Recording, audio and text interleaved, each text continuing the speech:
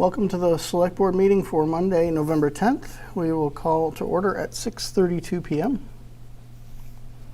Our first item of business tonight is a meeting with Senator Joe Comerford. Welcome. Thank you so much for allowing me to join you.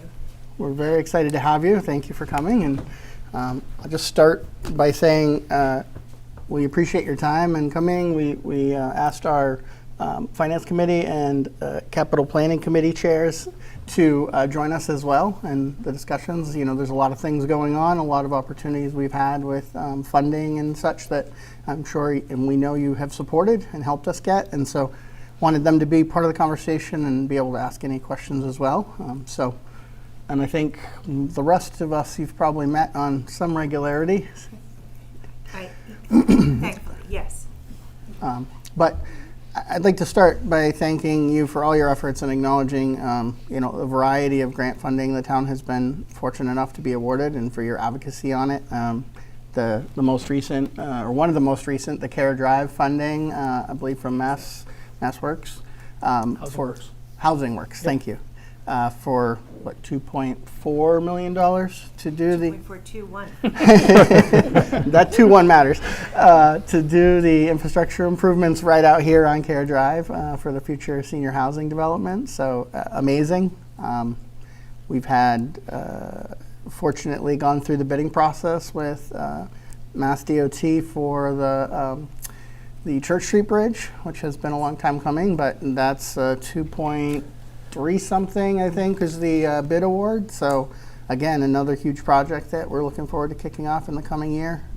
And those are big ones. We've had many others. We've also recently were notified we got accepted into the school building administration program for the HVAC and roof project at the elementary school. So we're crossing our fingers. We got a lot to learn and get under us there, but again, another amazing project to be able to hopefully get some help and partnership from the state and the funds and all your support in all of those. Those are huge ones, and we've had many others. So thank you from myself, the board, the town, all of us. Well, I'll just say thank you, Chair and board and colleagues. Irving's a very special place. You're doing really wonderful work. You've got a great town government and a great town manager and a great team.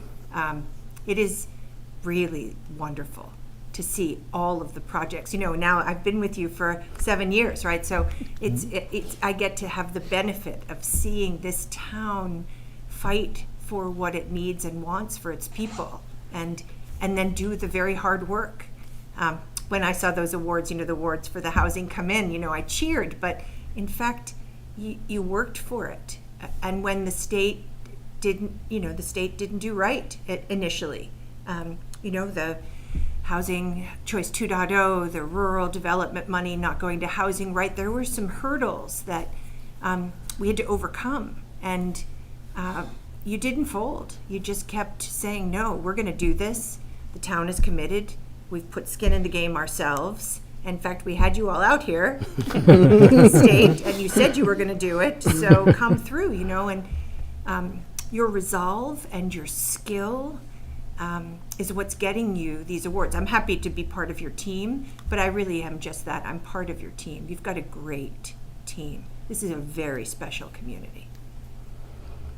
Thank you very much, and we are lucky to have the department heads, the leaders, the support that Brian brings to all the departments, to the town broadly, and all of our elected officials and committee members, et cetera, that come and spend their time and effort to try to move these things forward. And how many years Bill has spent on the senior housing, even probably before I was sitting here. I know. So you talked to me about this when I was campaigning. Yes. Yep. Yeah. Yeah. Your first campaign through Irving. Yep. Exactly. Yeah. Exactly. But the resolve is there, and so it's really thank you, and we are privileged to have such a great team to do this. So. Well, I It agree, is amazing. and I know it's not easy. And I just want to say, my job. I believe government should work at the state level, and I know that local government. There's just nothing harder in the world, frankly. You have the federal pressures and the state pressures, and on your broad shoulders, you're carrying both of those, plus the work you must do at the local level, and it's really hard. but, so my job, I see my job is trying to make your job just a little bit easier. And when the state comes through, I'm really happy about that. So are we. And when it doesn't, I'm cranky. Right? And so, we're making some progress. Certainly, Irving's making some progress. And then on some bigger issues, we're moving slowly also towards some justice. We're excited to see some of that in the redistribution of some of the challenging programs. Roads and bridges out here are expensive and challenging to handle as the small towns. And, school and the formulas there. There's a lot of those things, and I know you're working, diligently to try to make those work better for the communities out here, and that's huge for us. So. Yeah, and I think we could do more. So Chapter 90 now 1/3 full out by road miles only. That helps us out here. We also have a micro-transit grant program, which is something I fought for and stood up in the last Fair Share Supplemental. So we have $10 million going out for micro-transit. And the FRTA and PVTA and MRTA, they'll apply because we can't sometimes send a big old bus someplace, but can we send a zippy little public Uber? Sure, we can. And feed it either direct door to door or into fixed route service. That's what I believe, communities like this would benefit from. We also have a dirt road program now, and Rep. Blay was especially really leading that. So it feels like we're bending the MassDOT trajectory a little bit, not only to be for the MBTA, God help it, but to really see us out here. That's great. I know there's a couple items that we had, talked around to want to bring up tonight as well. Great.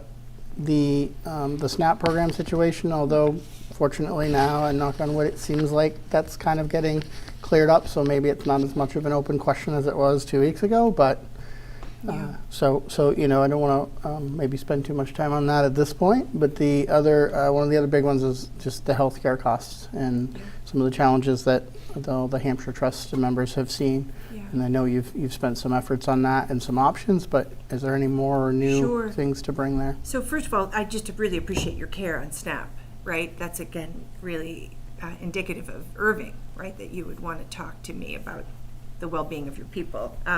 You're right that we do seem like we're in a better place. I will say our governor and attorney general are pretty aligned that this latest maneuver on the part of the federal government is directed before a couple of hoops from now. So they've, as of my checking my phone before I came in, SNAP money will flow to EBT cards. It's not to say that people didn't experience hardship. They did in those days, right? Those hard days where we didn't know. And food banks and food providers, meal sites, pantries, that's hard. I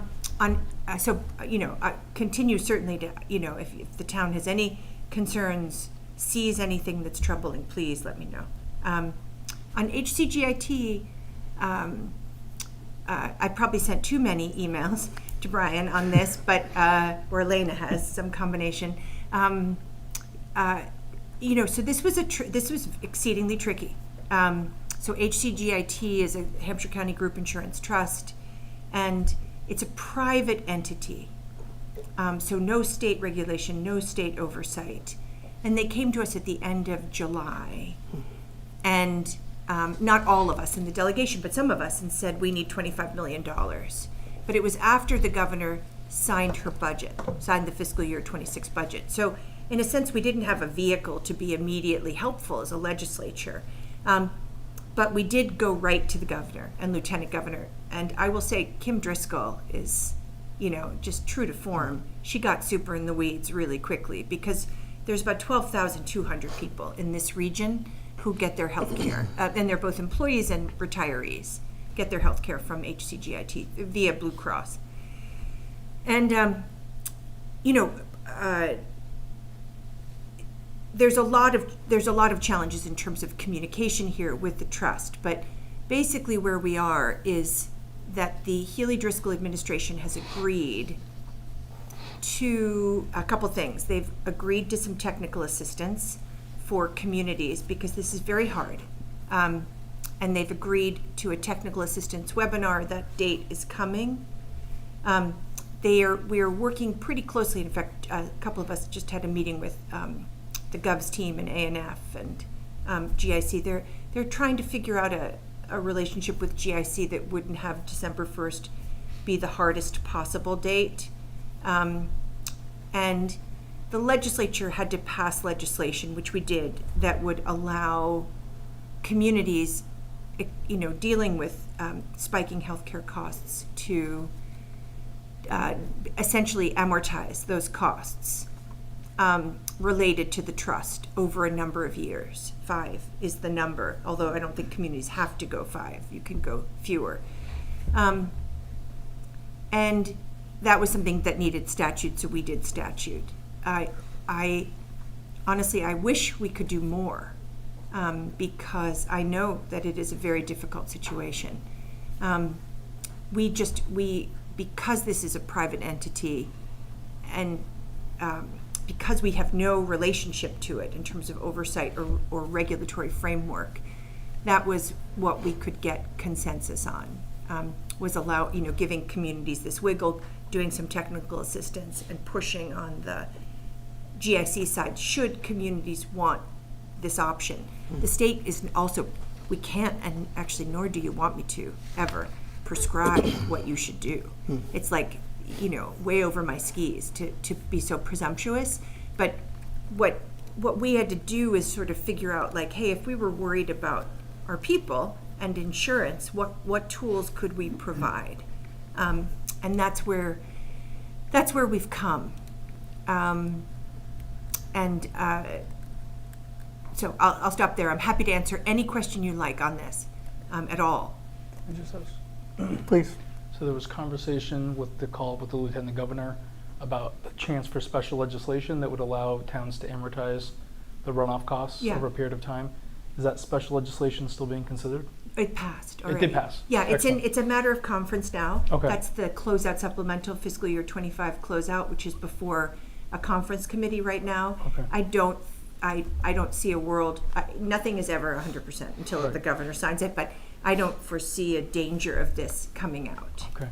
There is a provision, right? You'd have to leave the trust Right. in order to get that. So that leads to the second question, and it wasn't completely clear on the call.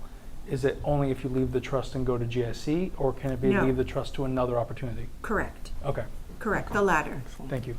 Yeah, it's any choice. Again, I don't think you want us to say you only can go one way. The lever we have at the state is we have GIC, so we know GIC more. But we know there's private market, there's Maya, you may have other options here that I don't know about. Right. So that's it. Thank you. It's not law yet. It will be as soon as the governor signs it, and the comptroller's angry with us. And so hopefully that will be soon. So Angry it's not signed yet, I hope? Not? Yes, Okay. yes. Not with what's in it? yeah, no. It's just that we're a little, God help us, delayed. Understood.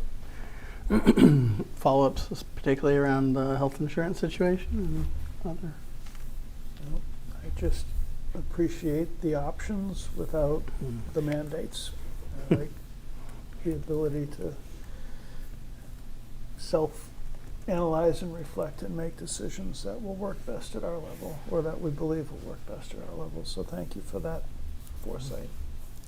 You should know that almost anything you could talk to me about, I believe you should have the right to self-governance on. This is something I believe really firmly. It's not that I don't think the state has a responsibility. We do, to safeguard some public health, civil liberties, human rights, that kind of stuff, well-being, general well-being. But, I think we should get out of your liquor license business, for example, or age extensions, or things like that, right? Communities get to make these decisions. I hope we see that come to fruition at the legislative level. I just feel like we should leave you alone in that respect. Thank you. Anything else on the insurance piece that anyone has? No? At this point? Okay.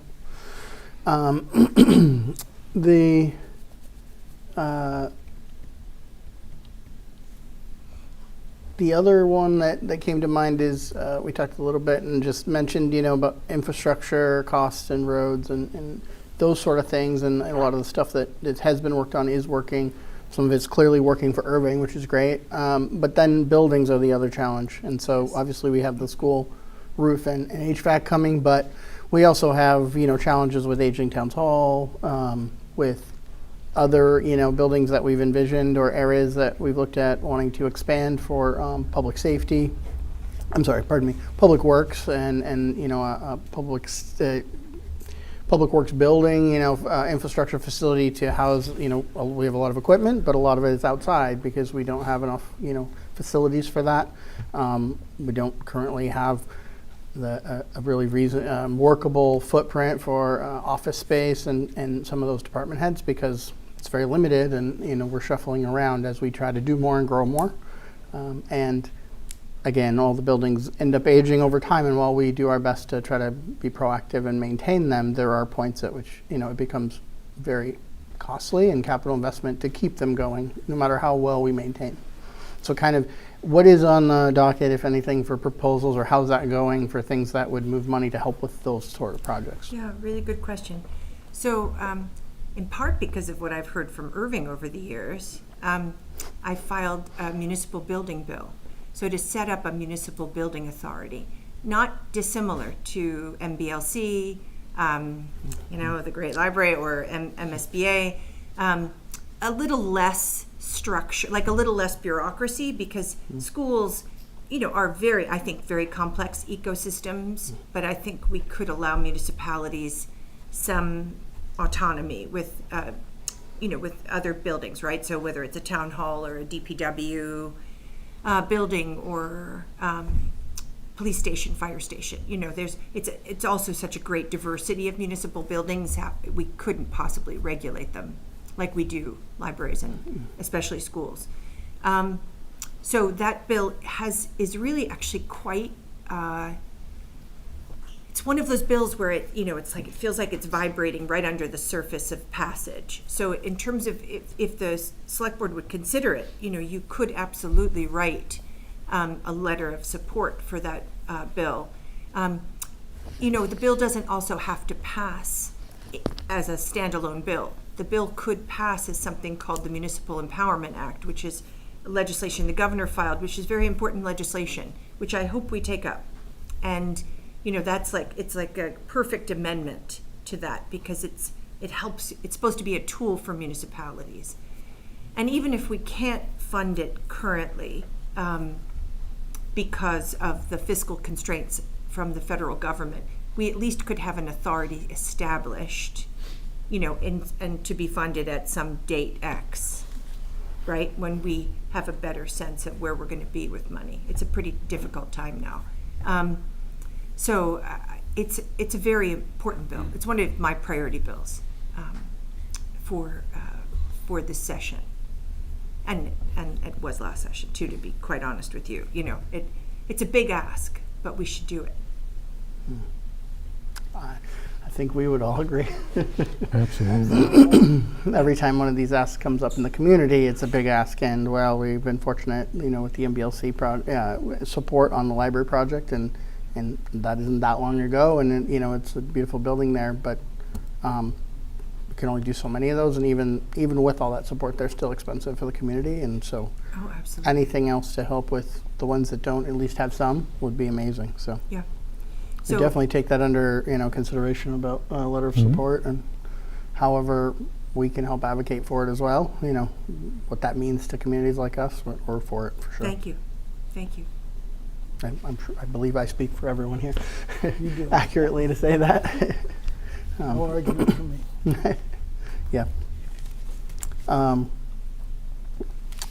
Those are some of the top ones on our list. I know we had a few others. I know Chief Wonka spoke with you just last week, so I won't bring that topic up because I know he already had an opportunity to speak with you on some of the EMS and the way that's structured right now and overseen. But I was grateful to go to the firefighter breakfast, and I completely support moving EMT paramedic into EOPS. Okay. I completely support it. The chiefs have made me smarter about it. And it just needs to happen. I'm also paying some attention, a fair bit of attention to so one of the things I did was help establish the free paramedic and EMT training at community college, right?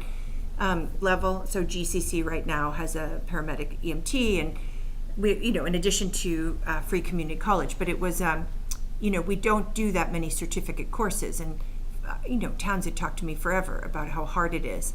But some towns, some of your neighbor towns have let me know that while that seemed good as an idea, it wasn't fully what was needed, because the training level for paramedics is such that it's difficult for them to get experience coming to a smaller town with fewer calls, and therefore you still need to run 2 folks on an ambulance for too long.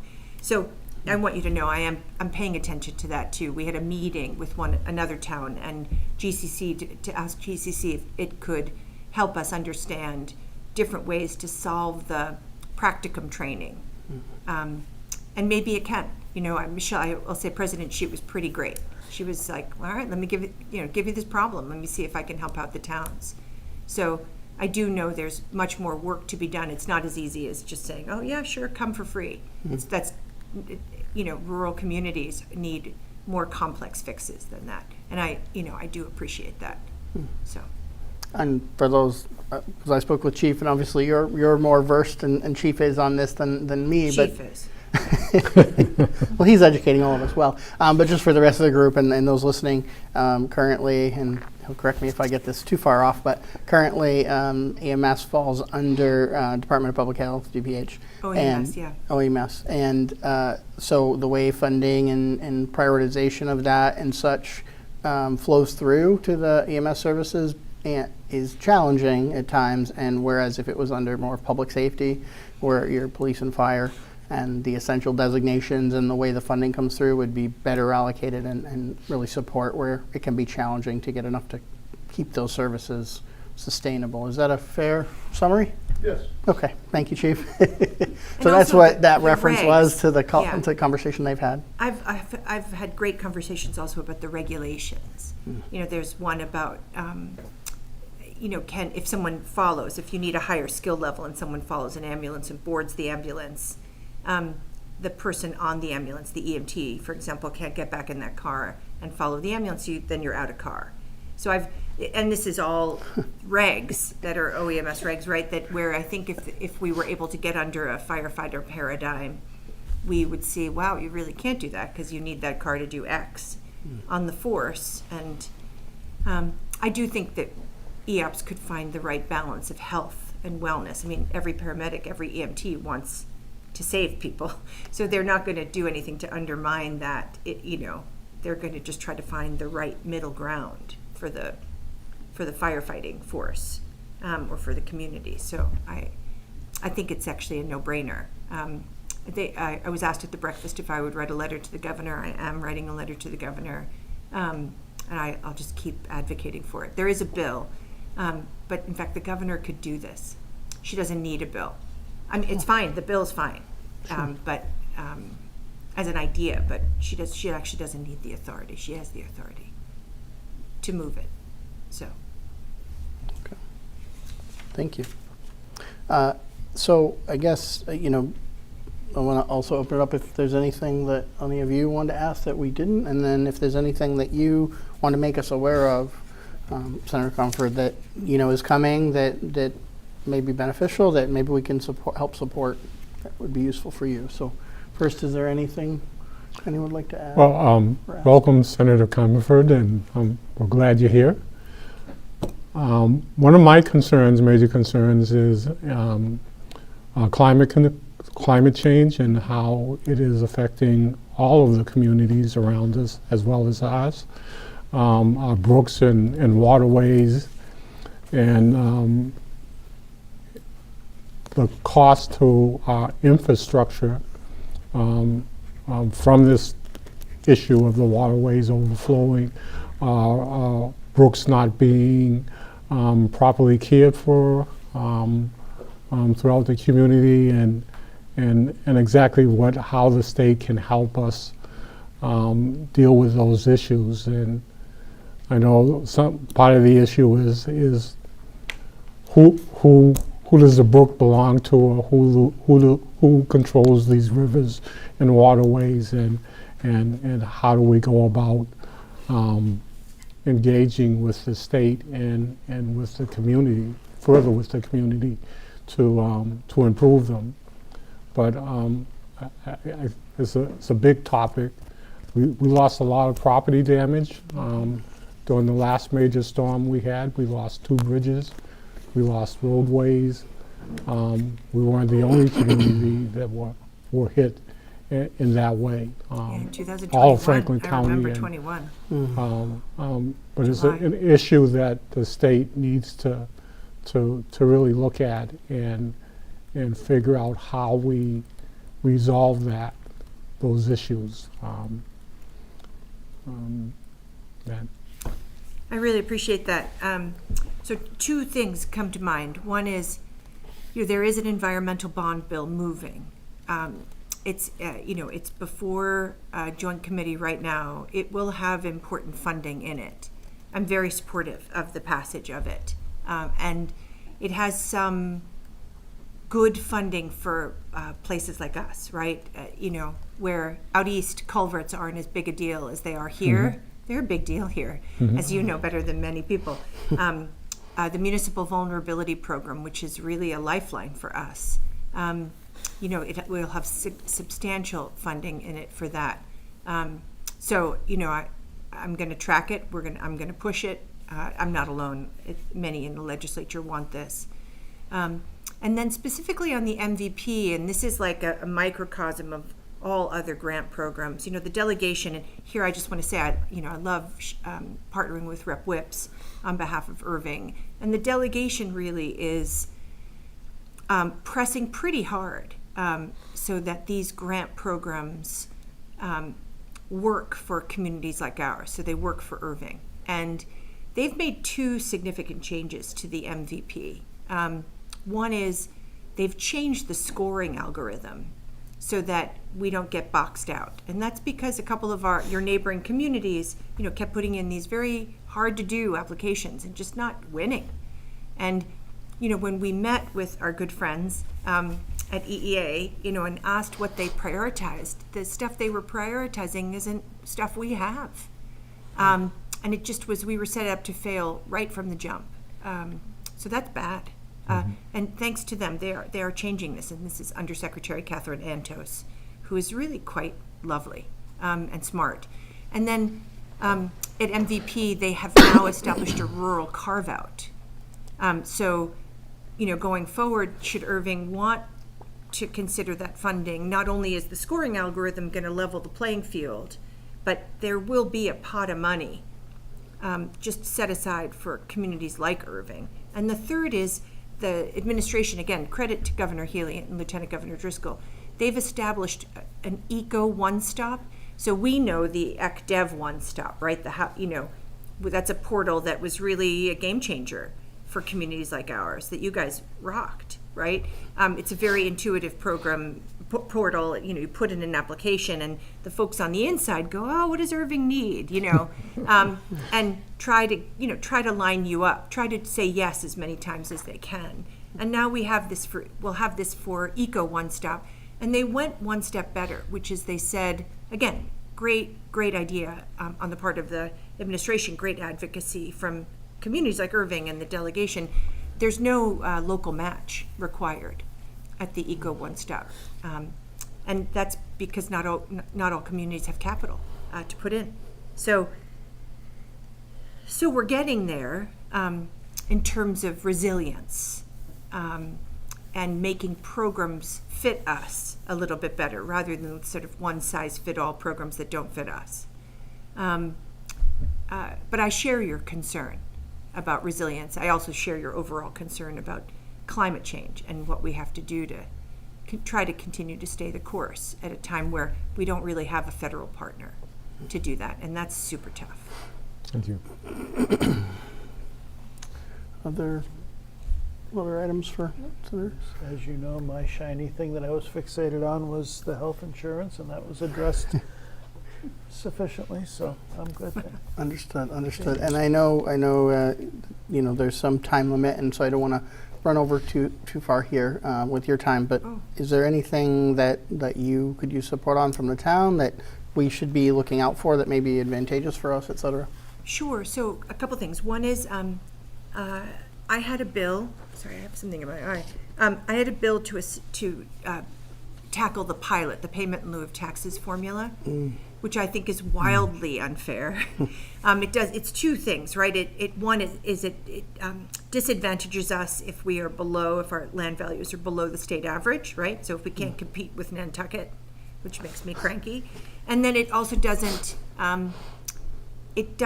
allow for ecosystem services, right? So what are the forests that you steward doing for our state? Well, they're doing a whole lot for biodiversity goals, for carbon sequestration, right, for climate. And so the governor has, basically I think she got sick of the nagging. But anyway, she's established a commission, and I'm happy to say that I've been appointed to it. And it's going to relook at the pilot formula. And when it comes time, I really would appreciate Irving's robust participation, because this could be very useful for Irving. And so that's that. Another thing is that in the fiscal year 26 budget, which is what we're currently in, we established a study by DESE and DLS, the Division of Local Services, of the local contribution formula. So Chapter 70 is two things, right? It's what the state gives Irving or the schools, and then what the state says to Irving, this is what you have to pay. And that's the study. It's what does the state say to Irving you have to pay? And that hasn't been opened since 2007. I think things have changed, frankly. Now, I think Chapter 70 should open, so anytime you want to shout about Chapter 70, shout. Any way you want to make the town's voice known. It hasn't been open in 10 years. The Student Opportunity Act was a very important bill, frankly, but it's not helping our kind of schools, rural or low and declining enrollment, or both. And it's time. And it didn't address special education. It didn't address transportation costs. These are the things we have to look at now. So, set aside Chapter 70, although, again, your advocacy would be much appreciated here. Can you write the governor, lieutenant governor? Do you want to write Senate leadership? Anything about what's happening. But the local contribution study is happening right now. And in Greenfield on November 6th, there was a room full of people in the auditorium, mad as hornets, frankly. And it was really important for my colleagues from Boston to see that, right? See the stress on municipal budgets, that school financing. It's not the select boards don't want to fund your schools, you do. It's just they're swamping all other projects. And it's because we don't have enough support from the state. So the municipal contribution are things like, the relationship of school funding to other municipal services, and is there tension? The relationship of school funding to Prop 2.5, and is there tension? The relationship of school funding to, I said that.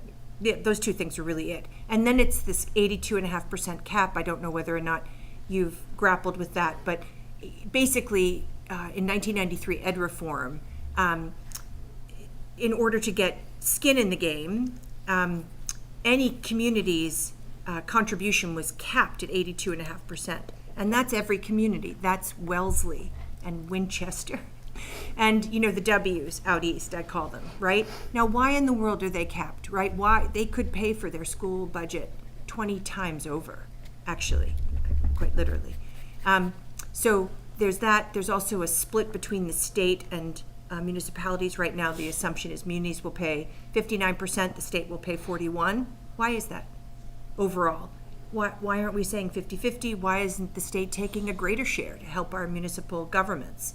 So all of these things are out there. I've sent a number of emails with videos of my own testimony. I've been a little bit crazy, and but I do think this is the moment for us. I do think the Hilly Driscoll administration is listening. I think they saw the hardship in Greenfield. I don't think they were happy about that, And, there's a virtual hearing on the 18th of November. And if there's a representative from Irving that can come tell your story about what happens, either your school committee, the select board, any town, official, to say, you need to help us, and you also need to open Chapter 70. Not only the local contribution, but the spending of it. Right? We need to look at again at Chapter 70. I think that would be very, very helpful. I will also say that I'm just looking at my notes. There is a housing dashboard that we were able to establish now in statute in the fiscal year 25. Rep. Lay and I had a bill, and we were able to get it sort of jammed in to the fiscal year 26, budget. And that's all to say that, I know Irving has great aspirations for your own housing stock. I know that. And I'm really all there for getting equitable amount of money. I know we have to build. You have a priority build. But just know that, the Haley Driscoll administration appreciates communities like Irving, so dedicated to finding affordable housing and solving the housing crisis for your people. They have to build thousands of units. They have to. They've said they have to. The state needs it for economics, right? Let alone just well-being and keeping population. So it's my job to make sure that money comes home equitably. So if Irving's interested in any project like that, we now have a dashboard, right, where we can track. I have a tool to use to talk to very lovely Secretary Augustus and say, hey, look at Franklin County. What's going on? Why is Bristol County getting all that money? So I just want you to know there's, in the grant programs I think that matter to Irving, there is money, and we should go get it for you. And you are getting it, but just know that I'm trying to help create these structures that are more equitable. And lastly, I'll just say there's some silent work in the work that I do, like we talked about with MVP. All of the grants that come out of Boston have to be examined for biases, for old assumptions that don't work for us, for timelines that don't work for us. You name it, we have we have barriers. And so, the delegation's breaking those down. But it is egregious, friends. And so when we say, Boston doesn't hear us, really what we're saying is we're not getting our fair share. We're not getting equitable access. And it's everywhere you can imagine. I'll just leave you with Mass Hire, Franklin, Hampshire County has an enormous, and they're so important for our businesses and our people, right? They have an enormous geographic area, enormous. Franklin County is the poorest county in the state, and they get less, wildly less money because of an assumption in the spending algorithm related to density of population. They have the same population, they have to, in their regions, just not density. Density is an urban issue. We have all of the other indicators in terms of unemployment and poverty, but we don't have density. And as a result, for years and years, they've gotten incredibly less money.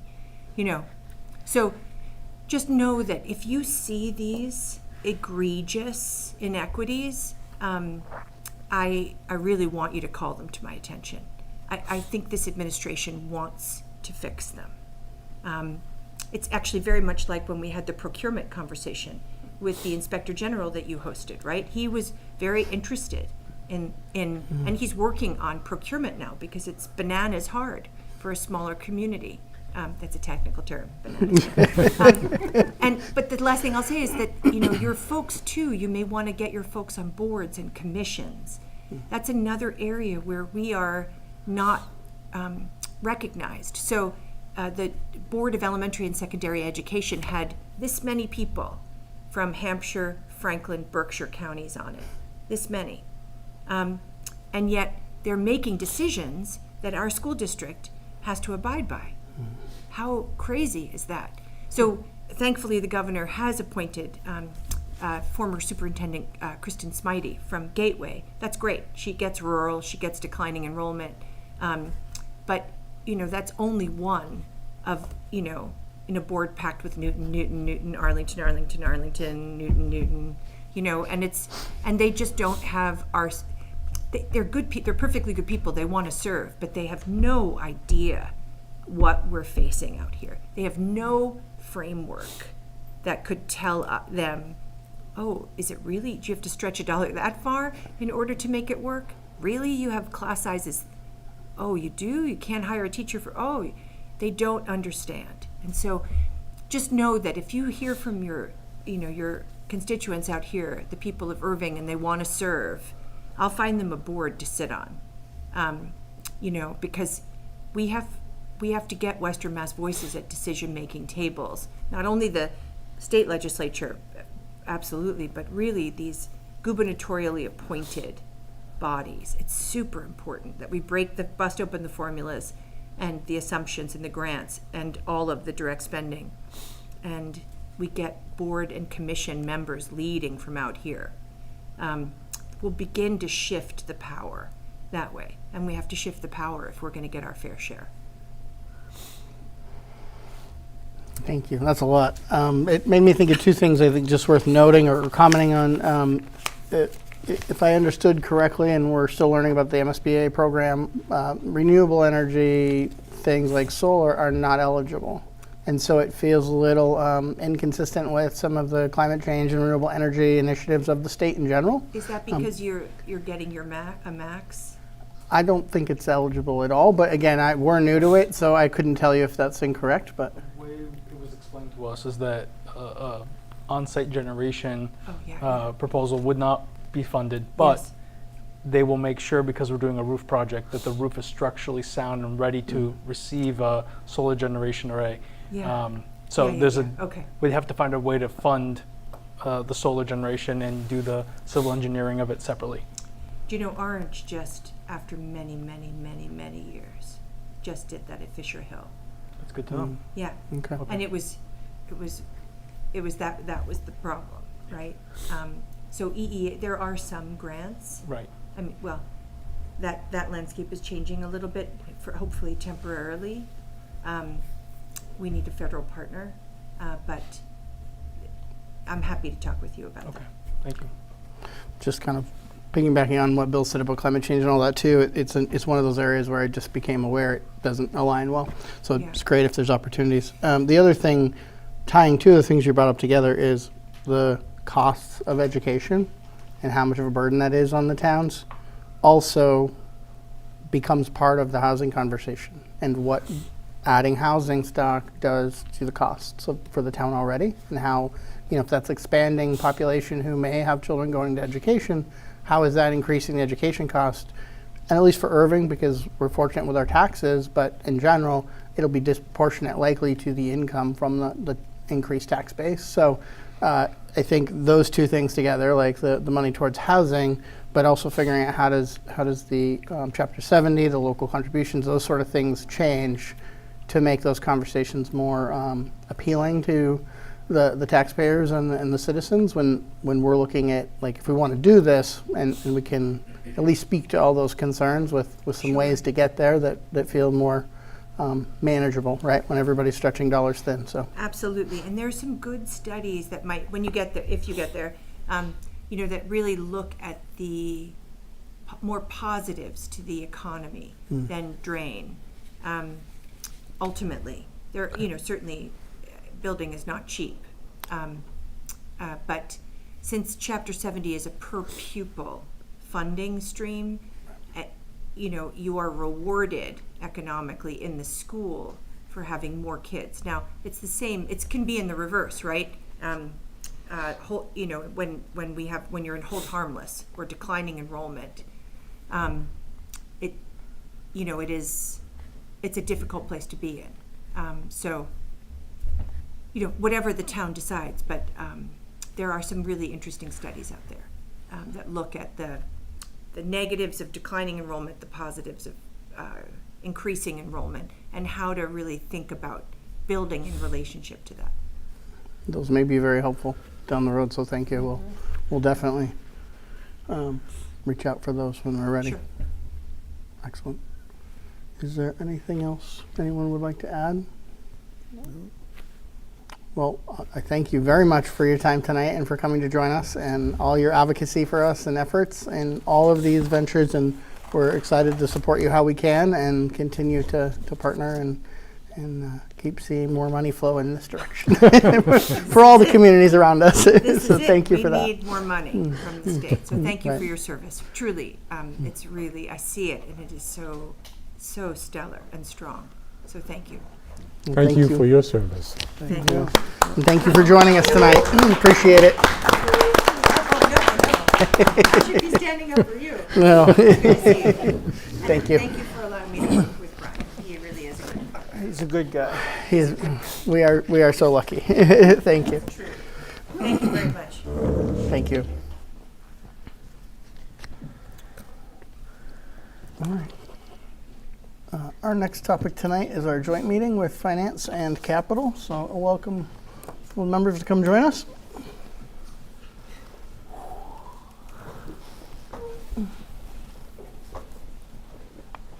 How are you? Okay. Do you have some time afterwards? Okay.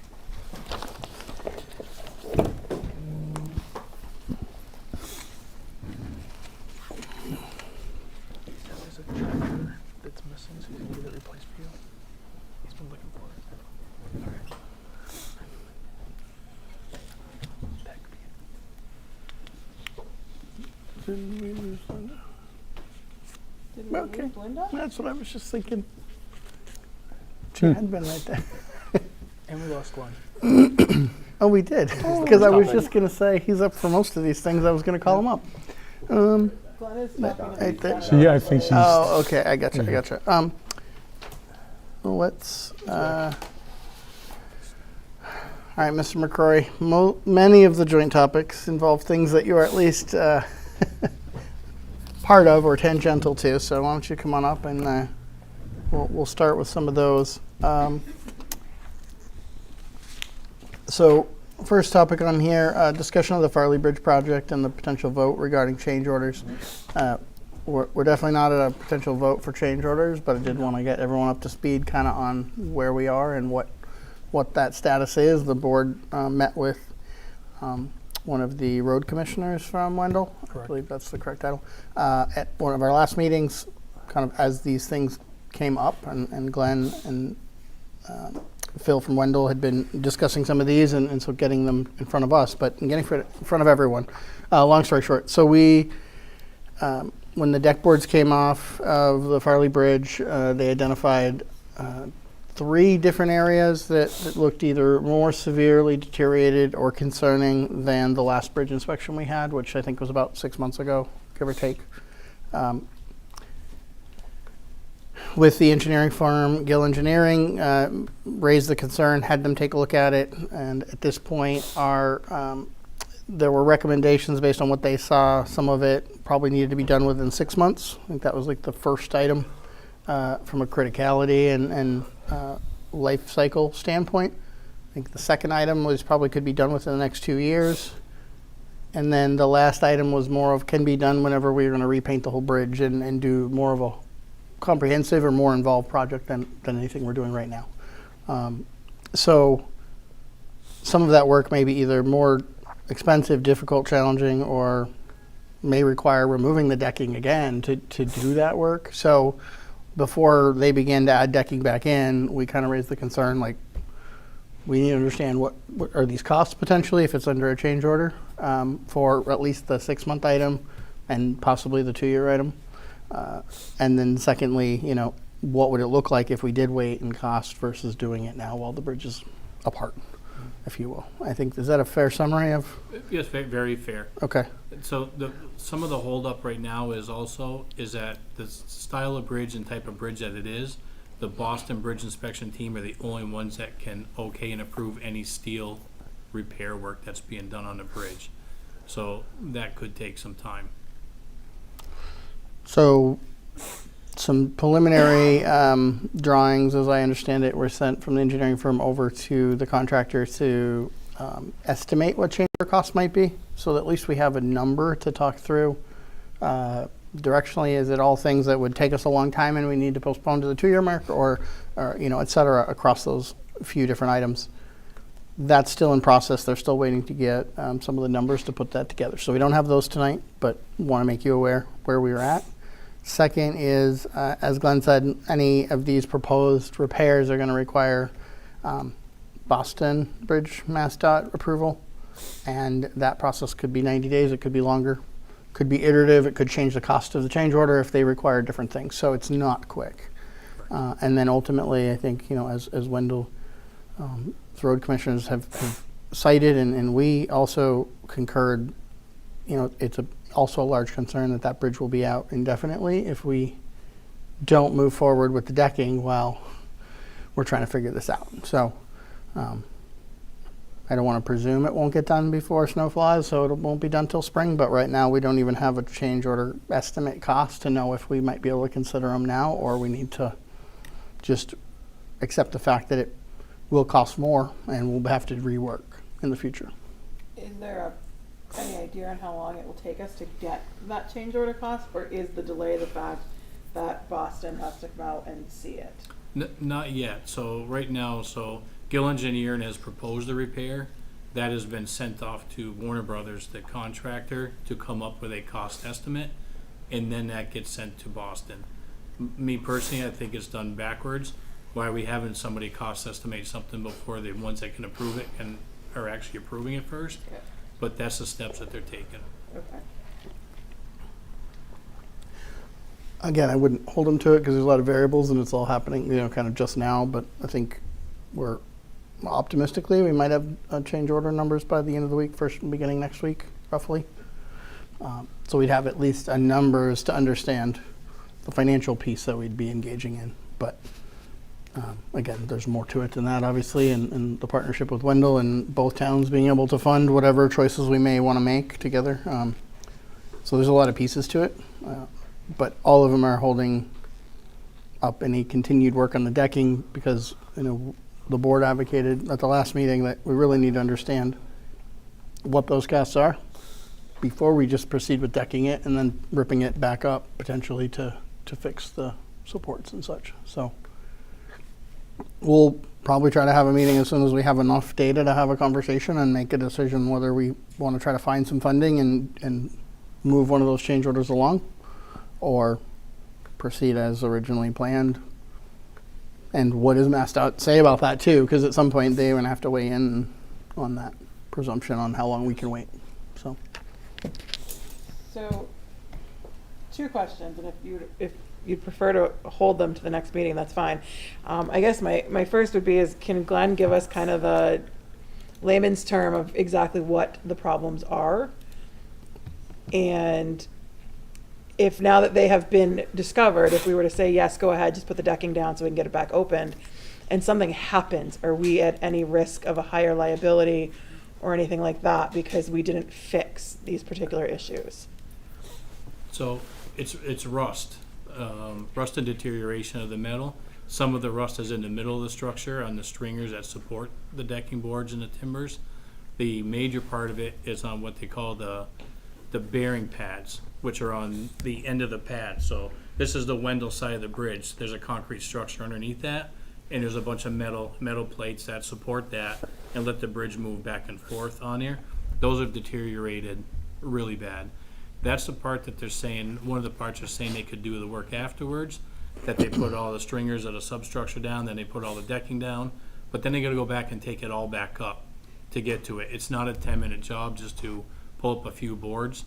These boards are 16 feet long, so you're taking back at least 16 feet staggered, so it'd be 32 feet total to get just the top decking boards off to get to the timbers underneath that. The ones in the center part, they would have to build staging underneath the bridge in order to do it instead of work from the top of the bridge. Like right now, they could use the timbers that are there now as their staging and work from the top. So that's what their potential drive the cost up is also, is if they go ahead and put all the timbers and the decking boards on top of it, now they've got to work from underneath and build a structure underneath to work on. Okay. And I assume, I know nothing about building bridges. I assume if we decked it now and then the timbers were taken up to make repairs, those same timbers can be put back as long as they're still in acceptable shape? Yes. Okay. And all these timbers and all this pressure treated decking are all special ordered. So either way, one way or the other, the two towns are gonna own these pressure treated boards. And those are the two primary items that were identified, right, that were the more critical, was the stringers Yes. along the span that have areas where they are thinning from rust, They're below thinning from rust. 50%. Yeah, the few areas that they found, these are 1/4 inch steel that's originated from, and some of these are down to an 1/8 inch in areas. So half and less, or less than half, in some spots the metal is missing. Okay. And then on the ends, and I want to say on the abutments, but where the bridge is supported back on land or at the concrete is where the other bearing structural Correct. issue is. That's, which one is has been identified according to Gill Engineering as the higher priority? The bearing pads. The bearing pads at the ends, okay.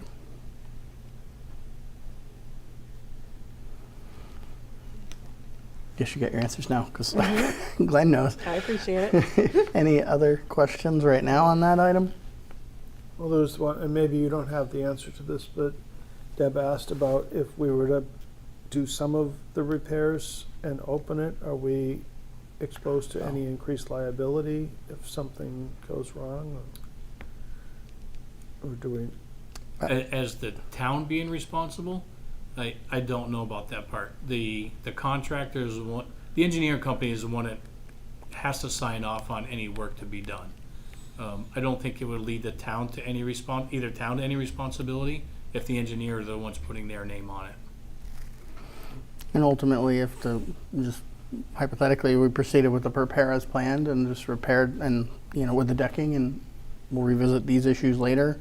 The MassDOT bridge team is aware.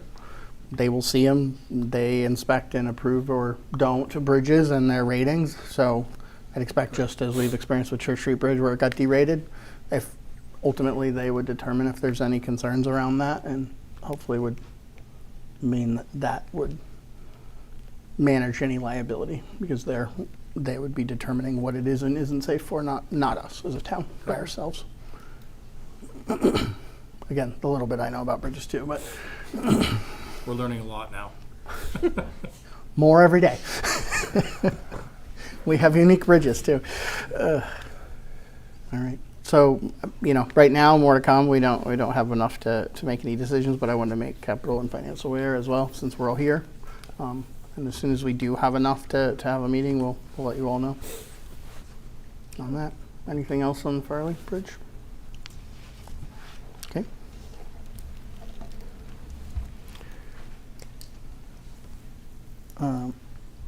The contract with MassDOT for the Church Street Bridge construction project. So some were aware, maybe, but one of you can probably tell this better than I can. But we've been in that process with the state for a long time to try to, and the county TIP program, to fund the Church Street Bridge, and design it according to MassDOT standards, et cetera. We got all the way to bidding with the state. Bid opening was a couple of weeks ago now. Correct. And there were many bids within the budget that MassDOT had set for this project. They are doing their review process, which could take 3 months, I believe, on the seemingly lowest bid, eligible contractor that submitted, but it's well within funding. We just signed, after our last meeting, the contract with MassDOT to fund the bridge up to 110% of the bid, and get that underway. I don't recall the timeline, but I'm guessing we're talking about next summer, most likely spring, I think summer. it's a spring project they're looking for, because they're calling it a construction season. Yeah.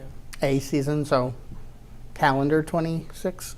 I'm thinking weather conditions is what they're calling, to be done before snow flies 26. Okay. So if they award in January at the latest of their timeline, you're talking about finishing the contracting, beginning the submittal process. Once the submittals are approved, that goes right to production.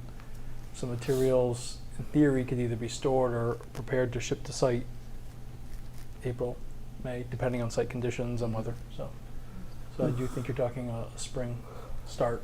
You'll start to probably see erosion control and other things starting to happen on the site in the spring, certainly. Power company.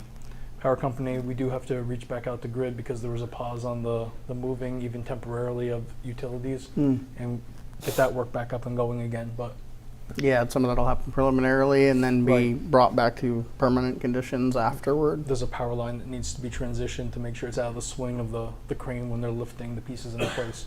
So we'll be doing that this winter with you all. We'll have a poll hearing and conduct that work with the neighbors.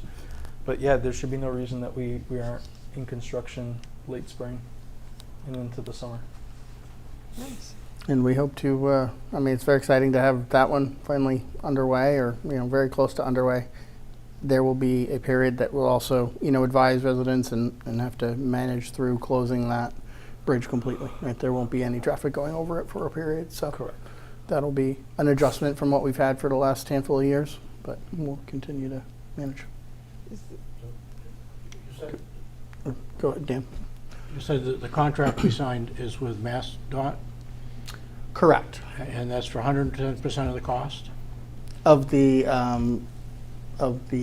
Construction. construction bid that is expected to be the lowest qualified bidder that was awarded. So basically, the bid proposal up to 110% to cover any qualifying change orders along the way.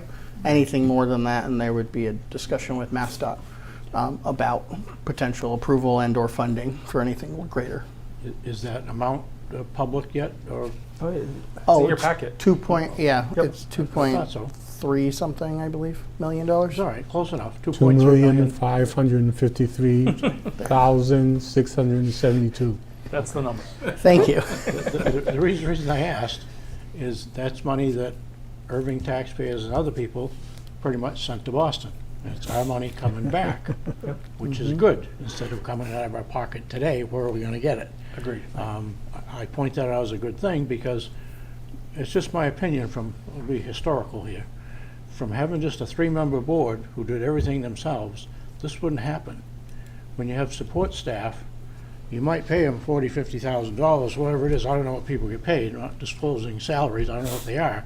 But when they bring back these things, because you have them there, you bring back 2, 3, 5 million here and there, it's well worth having them. So, whatever, just to point that out to all the thousands of people that are watching us. 100% agree. And spend a fair amount on some salaries for people to help us to get that money back. Yeah. I mean, 2 projects already tonight we talked about, that's $5 million, right there. So And a lot of work otherwise also for people who are pretty much paid pennies, but you do it because you care about the town. absolutely. Did you have? I was just going to ask. I know this came up when the bridge was closed, and it's come up a couple times since. Once the bridge is reopened, is the traffic pattern going to go back to what it used to be, or is there a thought that the traffic pattern might change? I know that's been kind of a ongoing conversation. So I would say that is the Complete Streets money, or Complete Streets planning money that we just talked about actually going forward with Green International, I believe, right? To We do, already had a project kickoff meeting. so, Okay. You'll start to see them in your neighborhood soon, talking to residents, evaluating the streets, and starting to plan the public engagement. and that's really that area of North and Church and how that, the multimodal challenges, the road size and traffic challenges, et cetera. And also because Green is working with MassDOT to understanding what may come on Route 2 in the future and how we might integrate the changes that we'd like to see and how they flow into Route 2 too.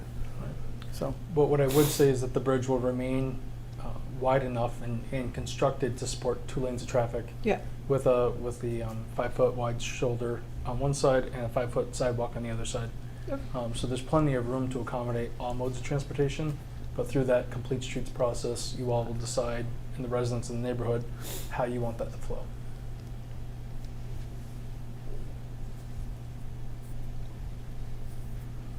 so more informational than anything else for everyone, but just, finally moving forward, we had the borrowing authority. We've had some additional engineering costs to support doing this through the MassDOT project process for the project, but it has allowed us to get this, so it will still be well less than we had anticipated borrowing out of our pockets, and the bridge will likely cost way more than we had originally expected it to. So win-win on both sides, that it's not coming out of our taxpayers' pocket, so directly. Any questions on the bridge? Any other questions? As soon as we have approximate construction dates, we'll start to make sure that you all are aware, and then of course we'll always notify the residents as well so that they have advance warning, and to recognize when people will be in their community, so.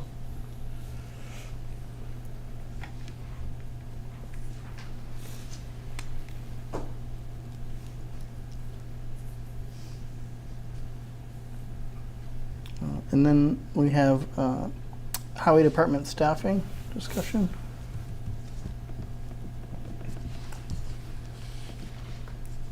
I'm gonna recuse myself. Okay. 7:38. So Glenn brought to us one of the last meetings discussion about adding another staff member in the current fiscal year, and we discussed that with him. Felt that it was warranted based on the needs, the amount of work, of which we just talked about many a few that are coming, as well as ongoing. And so, you know, I recommended that we bring it back to the joint meeting with finance to talk through. It is a this year, but it would also then expect next year funding, et cetera, to support it. So, Glenn, if you want to take it from there, just kind of give a little high level of Yeah. why. Right now, with the staffing issues that we've had this year, and being short-staffed, we did get behind on the projects that we had intended to do. So moving forward, you know, with the additional person, we're gonna be able to catch up and do many more things. I don't know if you're all aware that we've just adopted a new plow policy, which is mandatory time out of a vehicle or a piece of equipment after 2 hours, with the amount of only 12 hours maximum. So with that, we don't even have enough staff to do the complete plow rotation. So having this person would help that, along with in the summertime and a piece of equipment. Right now, I've been taken away a lot from other projects, meetings, trainings, and overseeing of projects. And with that, it takes out a person away from the job site also. I was asked, I believe it was by Selectman Loyne last week or a couple of weeks ago, you know, what we're mandated for people on a job. What I could tell him is that in the highway department, they have what they call competent trained people to oversee and make quick judgments on whatever has to be done for safety reasons or whatever on that work site. That competent person cannot be in the hole doing manual labor and cannot be in a piece of equipment. Right now, I'm the only one that's been through that training. I tried signing staff up 2 weeks ago. It's a very competitive class to go to, and they fill up within hours as soon as they come out. So with that being said, yes, we are required to have so many people on a job site. Right now, for this fiscal year, we're funded through payroll side of it, but not benefit side of it from whenever, if this gets approved, to whenever the start date is. And next year, I would be looking for fully support for that person. One of the examples I gave the board last week is in these road projects. I'm going to be submitting a capital request for Ridge Road, rebuild of the road. The road is falling apart, structures are falling apart. We have started repairing those structures, and the cost for a contractor to do them is between $7,000 and $10,000 between either fixing them or replacing them. There's 10 of them on the road that we're going to do in-house just for that project alone. So the savings off from that alone would probably just about cover this employee once, you know, for a year. As you know, there's other projects coming. We've learned from the Care Drive Extension project that there's some drainage issues that need to be repaired in the senior center parking lot right now because it leaches out onto what is going to be the property where the senior housing is gonna have to go. That's a project that the town will be able to take on and complete and save a lot of money on instead of having a contractor do it or be part of the extensions project.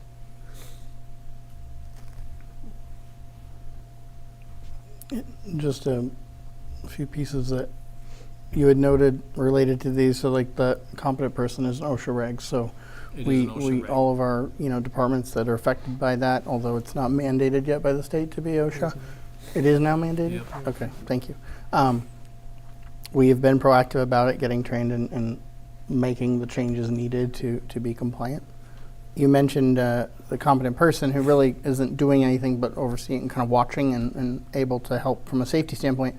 What does that mean in terms of minimum people on the job to actually get work done? So you've got somebody in a piece of equipment and then probably 2 laborers that would have to be in the hole, in the ditch. You got a ground support and then somebody that's in the ditch also. The competent person oversees the operator, oversees the people in the hole, making sure that they're safe. So it would be that extra person would be that person that could be in the hole or in a piece of equipment while there's So- still a competent person on the outside. But that math was 4 people required. Basically, if you've got 2 laboring, 1 in equipment, and one who's the competent person. Correct. And your staff contingent right now in highway is how many people, including yourself? 3. 4. Including yourself, it's 4. Including myself is 4, yes. Right.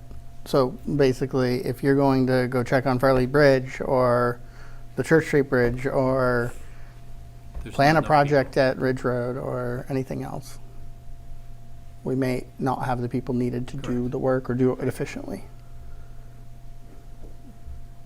And if we got, the other one I wanted to bring up, which I brought up with the board, is we have all these projects we just talked about. While we have engineering support and other things, we also have expect that our departments are there overseeing, checking in on these jobs. And there's only so much Glenn and Thomas to go around if they're not also in the hole or, the competent person or running the piece of equipment while we have 3 other projects going around. So it really seems to hamper how much our staff can do effectively, quickly, And safely. saving us a ton of money, Yeah. but there's a trade-off somewhere. And what I was just going to say, it's similar to the point Dan made earlier, is we're bringing on this additional expense through payroll, which is the upfront cost, but the net savings from having these projects done in-house as opposed to contracting out to an outside source that's significantly higher.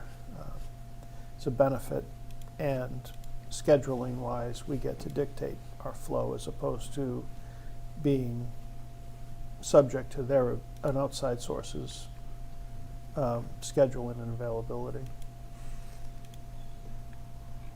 Could I just add that this is my opinion, and I believe we all agree. We want the people working with us to be safe, whether it's the law or requirement or OSHA or anybody else. We want them to be safe. We don't want to put them in a dangerous situation. But this is not 1975 anymore. When those people ask, well, we used to have 1 cop and 2 guys on the highway, why can't we do that anymore? It's been identified, it's unsafe if you do that. We're lucky somebody didn't get killed over the years, and we need to comply with the law even though we want to have you safe, even if the law didn't require it. But when they ask why you have so many people, well, the law requires it. And great point. When you have people and you can do stuff in-house instead of paying somebody outside, you can do it at really some reduced cost, so. Yeah, we have a very talented team, and I'm very thankful for them. I'm not saying we're gonna bid on the next bridge job in town, but there's a lot of projects that we're very capable of doing, and I have the trust and the faith in them. Thank you. It reminds me of the cemetery work on Mountain Road that the team did instead of hiring that out. And I remember the numbers that were being floated around before, and it was way, way more than some staff members for a year.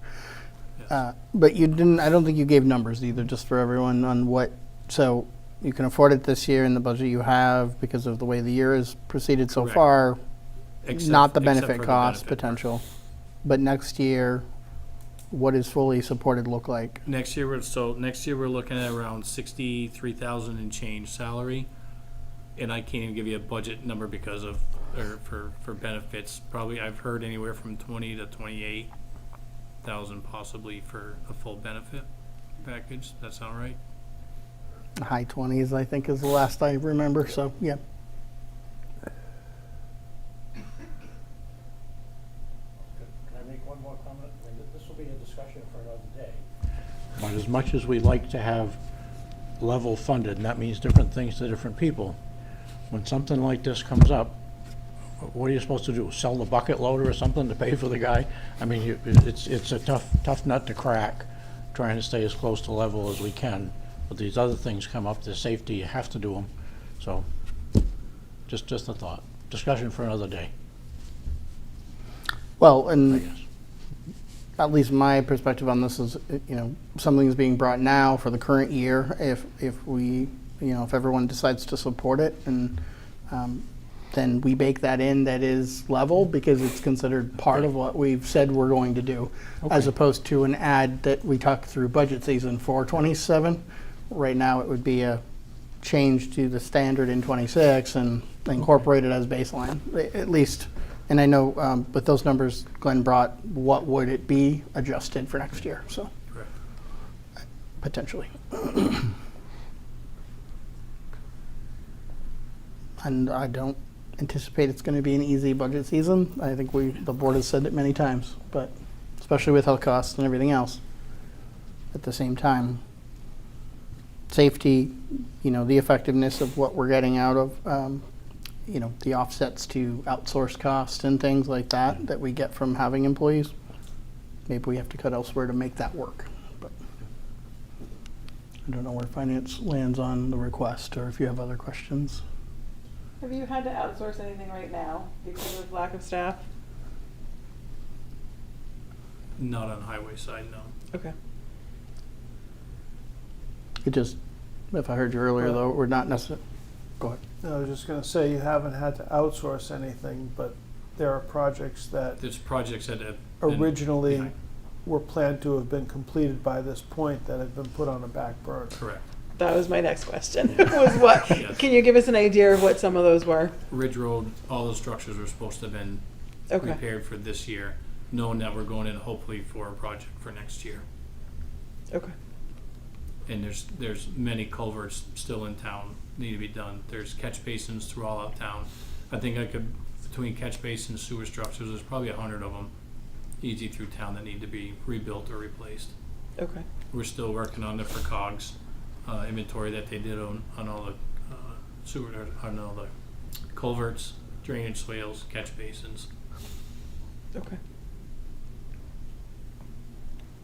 And your $7,000 to $10,000 structure is less than $1,000 in materials. Less than $1,000 doing them in-house for repairs of them, Per structure. per structure.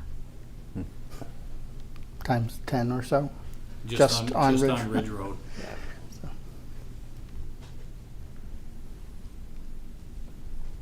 And I think you said that's only a couple weeks of work. In theory, if it was straight out, Straight out, yeah, only a couple of weeks of work. it's a lot more weeks to do more of that kind of stuff. Would hope. So if Ridge Road goes off when you want it to, is it going to be required to be paved? Oh, yeah. Yeah, Ridge Road is a complete, it's not even a mill and an overlay. They would be looking to grind everything up, put it back down into base, and re-berm and repave everything. So that'd be part of that same project. That'd be part of their project, yes. Yeah, we've been working with Bill from Weston and Sampson on it. And I have a quote ready to come through for capital improvement. Of course you do. I didn't have any last year. That's true. So you're gonna make up for it this You're year. going to remind us of that, aren't you? You did say you had better come prepared, so Hey, I appreciate it. be careful what you wish for. Very true. Any other questions? I mean, does finance have a have a take on it, an opinion on adding it to the budget and moving forward or not? Don't all speak at once, gentlemen. So you're looking for a motion tonight is what you're subtly asking? Please. Not so subtly, but yeah. Yes, unless you all feel like there's more information that needs to be gathered and come back to discuss. But hey, I'm looking for, I mean, at least myself, I think the board is looking for your input on whether you feel this should be supported for this year and therefore supporting the increase next year to cover it. Yes, I'd like to make a motion to accept the proposed highway department staffing increase for this year rolling into next year. That's horribly worded, but you all know what I mean. I'd second that. Oh, right, thanks, Dan. Checking is that FinCom or capital? I'm sorry? Just double checking if that's FinCom or capital. That's FinCom. That's fair. I'll wait for capital to say something. No. So we have a motion. Yeah, I wouldn't expect capital to weigh in, but it's a good question since you have both hats. Motion and a second. Any further discussion? All in favor? Aye. Any nays? And one abstention, I assume. Well, he's recused. He's so I don't recused. Never think- mind. Yeah, Okay. I don't think you One kind recusal. It's a new voting. I want that one. Recusal. So anyway, all right. Thank So you all is for. this something for capital or? No, because didn't it's think so. no, it's operating costs. So it's not. It's Yep. not capital. It will support doing more capital probably as he's going to ask for it, Right. but not directly. Okay, and then the board. I mean, are we good as well? I'm good. Yeah. All right. From there, we should figure out what we want for next steps for next meeting to get this out and what we're going to do in terms of filling it, et cetera. But we'll leave that to a future meeting because I don't really have that on for tonight separately for the board. So we'll do that in the next meeting. But Thank you. you've got the support to do it. Obviously, we'll formalize it with the board when we do whatever we need to in terms of recruiting and hiring. And then you'll bake that into your base budget for FY27 For 27. requests. Yes. Thank you all very much. Thank you. All right. On to the next topic. You're rejoining. Rejoining. Thomas is rejoining. Discussion and potential acceptance of the Housing Works Infrastructure Grant for Evergreen Circle. Don't have a contract for you yet. That's okay. As some of you may have heard earlier tonight when Senator Comfort was here, we officially were awarded the full amount that we requested for the infrastructure improvements of $2.421 million, I believe it was, for Evergreen Circle improvements right out here. So again, another big project that's funded, but again, will require our support and such. We don't have a contract yet. Bill went to the announcement last week on our behalf We did. with Brian. And Brian and I and members of the Senior Housing Committee excellent. attended the award in Munson, Massachusetts. I think we were the largest award. Were we, We not? were the largest award. Picture. I included the picture. But yeah, it's pretty impressive to have the top of the list by a lot of funding. So It was $179 million statewide in awards for all the different grant programs. And so to know that the aggregate was 179 and 2.4 of it is coming to Irving. Pretty impressive. 2.421. 2-1. That's right. Don't forget that. So because we were successful this, I feel like early on, and we didn't have to go for additional rounds, what does this do to our timeline? Does it help it? Does it move it up That's a at loaded all? question. that's So- a what? It's a loaded question.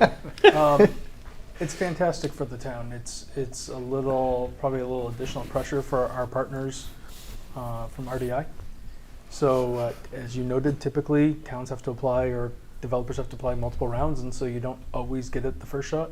So this is great news for us, but the pressure's on, hopefully, that they receive their funding in the first round, as opposed to having to go back a second time. So we've already had a preliminary meeting with RDI just to discuss how we could phase the project. Don't have the contract terms in front of us, but my estimation is that it will be due to be complete for us by June 30 of 27. 27. So it gives you about an 18-month window to conduct the final bid documents, the bidding, the construction, and final pave. I don't think that's unreasonable for us, but doing a final pave and then bringing large equipment over it to build a housing complex is probably not the right order of operations. So if they don't get their funding in time, we may have to have a conversation about foregoing the top coat, getting all the other infrastructure in place and get the base of the road completely constructed, Yeah. and then just, either asking for an extension on the top coat or finding another way to fund the top coat. So Okay. that may be one strategy to fix the alignment. But no, it's actually, this is great news for us. This will cover your water, your sewer, which will alter create a new pump station and alter the 2 units that support both of these buildings and redirect this flow to that pump station. So it will correct all of Care Drive, and then create the necessary capacity for the housing development, and it will leave capacity for any future development if the voters want to consider something in the future. We haven't shut the door to them, but it'll all be stubbed out so it's ready. And then it will build the stormwater and then the road. So And sidewalks, sidewalks, lighting, benches, Wow. shade Trees. we're trees. gonna have sidewalks to nowhere. I bet we're going to build the somewhere behind them. Right? Strategically placed sidewalks in nowhere. And this counts as the town's contribution, doesn't it, to the Yes. project? We leveraged your $150,000, $149,000 appropriation that you've had for 6 years now for this. Nice. Yeah. But that's not even a match to the grant. That's just money we have towards that project, right? It was part of the Proposal? I believe it helped us with our competitiveness to show that you had skin in the game, as to the senator's point. Okay. That you were committed to seeing this project through, and you're already working on your preliminary engineering. Town meeting authorized you to proceed in June, and the board authorized us to get going with time bond. So I think all of those points helped nudge. I mean, we weren't there for the actual scoring, but I'm sure that all added up as to why our project moved forward. Awesome. But to your other question, RDI's match and that pro forma that they've created, this satisfies all of that, is my Okay. understanding. I will gladly accept the problem of figuring out the timing over figuring out where we're getting the money. Absolutely. Absolutely. $2.421 million problem solved Well, for us. And they want to support the project and help at the state level. I think that's how we help make it keep being real, is support RDI too, right? So Yep. as they're Yeah. going for money and support too, and proactively as we're going through that is I think just communicating, right? Like you said, with Housing Works. Yep. And making sure that, we're upfront and say, okay, well, here's where the situation we're in if RDI doesn't come through that. And so how do we partner to either, delay if we can get an extension on that piece? Maybe that's what we use the funds that we've allocated for, if it's enough, and split that up, and if they're willing to cover the current portion. Whatever that is creatively. Maybe adjust down the award and apply for another one as we get closer to the final piece, whatever that may look like. So hopefully we can partner with them to find the timing solution that well aligns with it too. Because the project's not stopping, it's just timing. Yep. So Nice. very exciting, big projects. Does that, Brian, and forgive me for not recalling exactly, it covers all the retrofitting costs for sewer to tie these buildings into the new pump station and remove the E1s, the existing? We carried that cost. It's all part of the 2.4, right? Or the Because the flow from here is going to help make the pump station work correctly. work, right? Yeah. Okay. Yeah. So, So it's I mean, all that's the huge. infrastructure out here. That's awesome. We probably do at some point need to talk about the library though, and that belly in the pipe. If we're doing this big project, it may be the time for us to figure out how we're going to address that permanently if When we that need to. E1 is gone from whatever their system is over there. at this When we're time. pulling that out and redirecting it to the pump station, that might be the time, even if that's some additional funding we have to find to make corrections to that, what's the word I'm looking for? It's not elevation, but the Pitch. The pitch. pitch, thank you. The pitch of the piping over there, because that's probably going to be even more problematic if it's going to a pump station versus the current E1. So, Absolutely. just something to keep in our minds. Any other questions on that? We don't obviously have a contract, but want to make everybody aware, and very exciting. And again, as soon as we have more updates, we'll make sure that we keep you all up to date. And if there's obviously going to be disturbances out here, the senior and community center, the library staff will all be aware. So we'll make sure that citizens can still access both buildings while this is ongoing.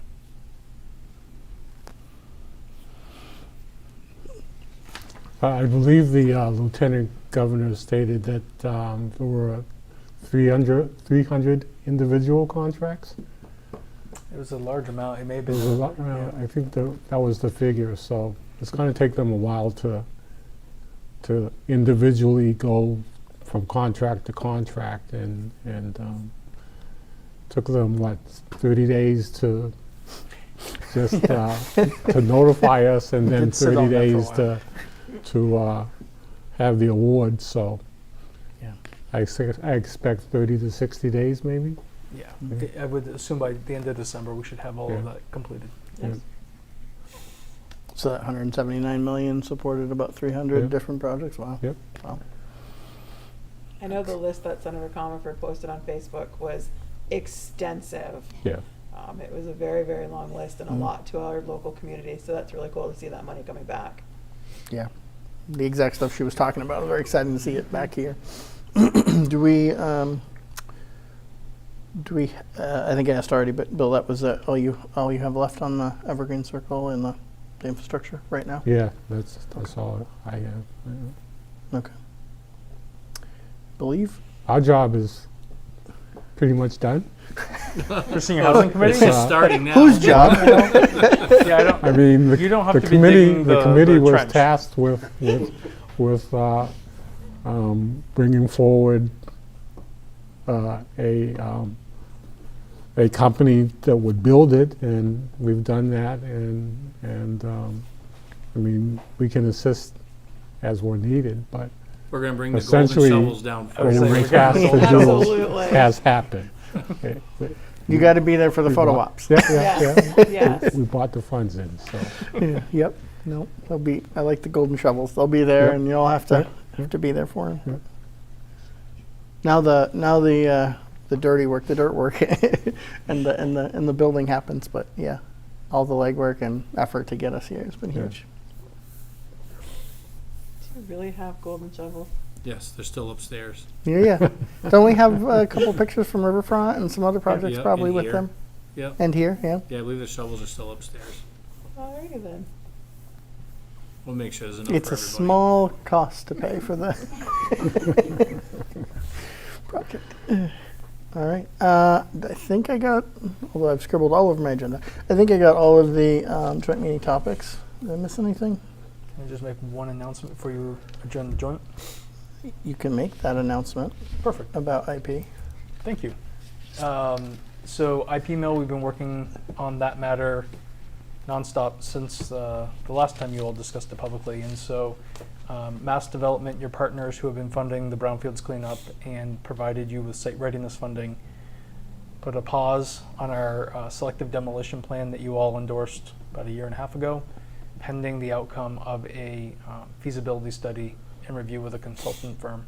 So we've been working on that all summer. So while we've been doing all these other projects, this has been an every other week project that the town planning office and myself have been working on. So we have the consultants coming to talk next Monday in this room, 6 o'clock, 6 to 7, and it's not a formal meeting in this sense. It's more of a conversation with the consultants presenting what they've learned over the last few months and talking about some of the options that exist for the citizens. We did the direct mailing to all the around town recipients. So the meeting is open to everybody. We encourage hopefully people to take the hour to come talk about the project if they're interested. And I think that will inform their final report that we'll be bringing to all of you, and then we can start discussing the next steps at that property. So, anybody who can join us. On the 17th, at what time? Yeah, it is 17th, 6 o'clock, this room. Do we need to post a meeting if we just want to show up? Or? No, it's not, we're not having a discussion, there's no deliberation, it's the consultant presenting and fielding questions from the audience. I will be taking, some notes if people wanna, if we don't have the answer to certain questions, if they wanna give us a list of questions, we'll bring them back to all of you. And then just two other informational items. One, we were accepted into the MSBA, the school building administration program that we applied to first time. So we got accepted, and that came out just a week or two ago. Again, what exactly that means, will that continue through engineering and into funding? And there's a lot of variables, and there's a lot of things that at least I don't know, and I think the team still has to learn, about the program and all the steps involved. Right. But we're definitely already ahead of the game because we have some funding that we had put aside to get started on our own because we didn't know if this would happen. And some of the requirements is matching funds, and some of the timelines don't expect you to deal with that right away, and we're already have it in the bank. So hopefully we are ready to hit the ground and move forward quickly, as quickly as those processes go. But there'll be more to come, and keep everyone updated, especially through the budget process, and we'll talk about it more, I'm sure, for capital. But more exciting news that we've had. The other one is just to make capital aware, there's a surplus equipment request that we've had for POTW number 2. We're doing a third read on it tonight. A press that has been there a long time, hasn't been in use for a long time. We expect to go through a surplus, like a bid process, because it's a heavy piece, it's a very large, heavy piece of equipment, should have some value. I think it requires a crane to get it out of the building, which would be at the cost of whoever wins the bid. But it's an asset that we are looking at off-boarding because it doesn't serve a purpose any longer at that facility. But that is just something that's happening, so you're aware of an asset change. Again, not in use and taking up space, so maybe it'll turn around into some funds, we hope, and at least get itself out of there and not at our cost, hopefully. So, Do I want to know what it pressed? Yes, you do. I mean, it's a publicly owned treatment facility, so 3 guesses. Makes cakes, I think, is what Mr. Sanders would tell us, but I don't know about his idea of cake. Mine might be a little different. For the school, Yes. just out of curiosity, I know when they had come forward with their capital request, part of it was they had wanted to potentially start that work ahead of time in case they were not accepted into the right. program. I assume now that they have been accepted, that work will not move forward in any way. We have done, after you all approved that funding at town meeting, and we learned more about how the MSBA structures that program, it was made clear to us that if we started to go down that road by ourselves, and then we're fortunate enough to be accepted into the program, the work that we had done would not be then Yeah, okay. grandfathered into the program. It instead would be just something we paid for, have no value to MSBA. They would restart the process. Okay. So we held off on all of that, waiting to see the outcome of this round. Had we not been welcomed in, I think between the school committee, capital planning, FinCom, and select board, we would have had a conversation about, do we proceed on our own or wait to try again next year? Okay. So nothing has been spent to date. Okay. Excellent. All right.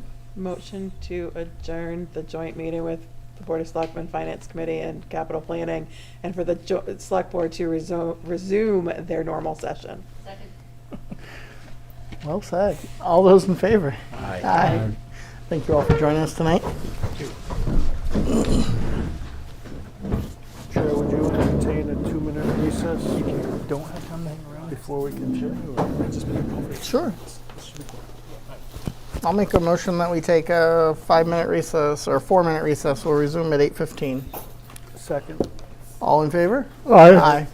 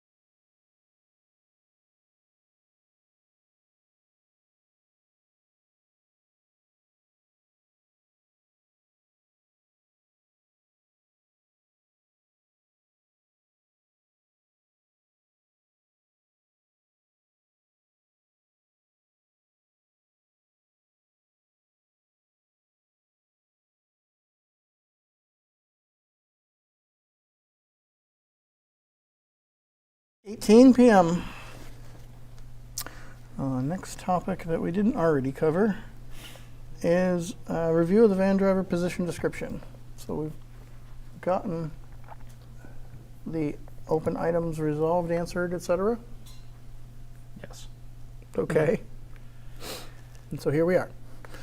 So the outstanding questions had largely to do with the FRTA and trying to understand what the budget would support in terms of supporting the van driver for a set number of hours, determining whether or not we're advertising as per diem or not to exceed. And so the director and myself were able to meet with the administration from FRTA this past week. We had a conversation about the current program, the model. The model has evolved.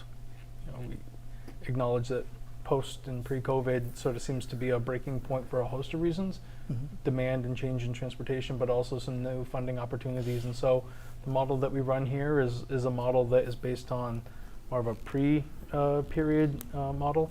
And some new things like microtransit that the senator talked about have sort of come into the county and changed how some towns are doing this. So FRTA is happy to support and work with the town to continue the model. What they were very clear with is that the per diem approach that we've been doing is harder for them to work and support with. It's our choice if we continue to do that, but it is more challenging for them. What would allow them to integrate us into that demand ride service that we all talked about would be to be able to establish a set number of hours that the Irving Transportation is available in the scheduling software that does not preclude us from scheduling rides and giving our residents priority in anything. But it would allow them to be able to utilize the driver more often, ensure that there's revenue flow happening.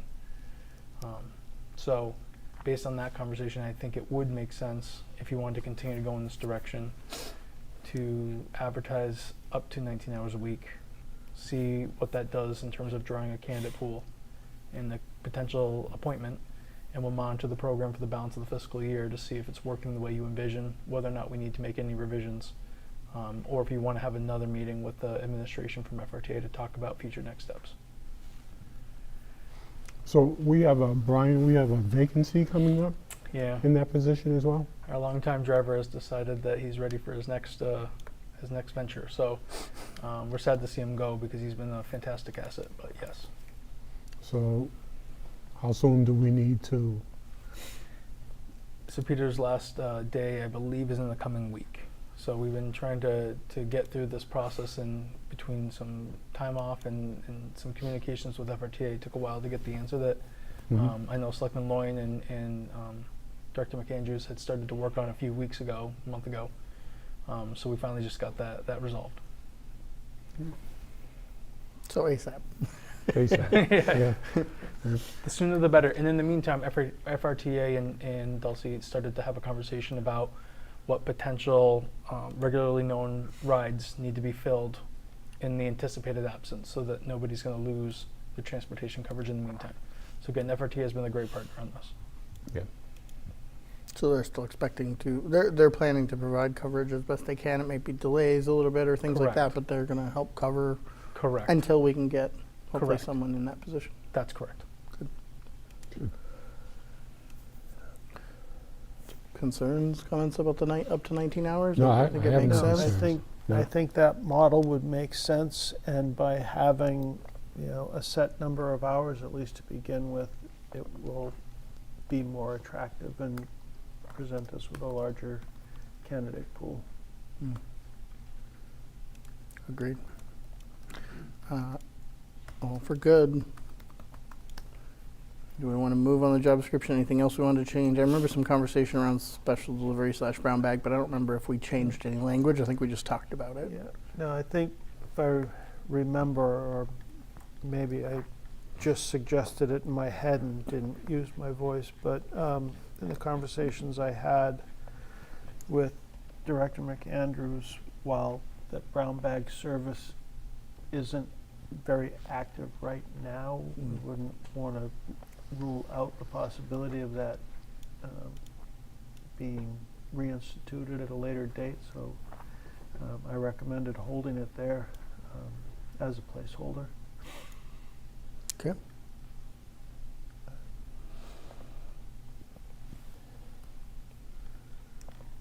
If there's no more discussion, we'll entertain a motion. If someone would like to make it on the job description.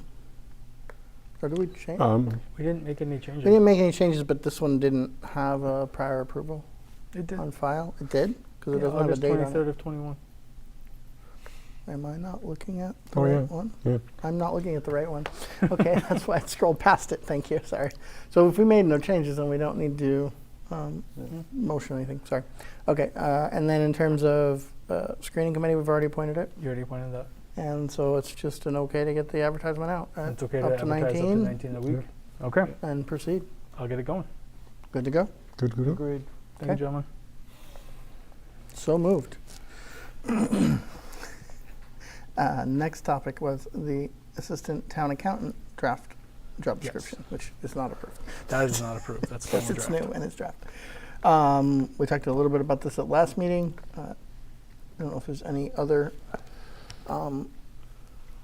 any changes, comments, or anything since last read.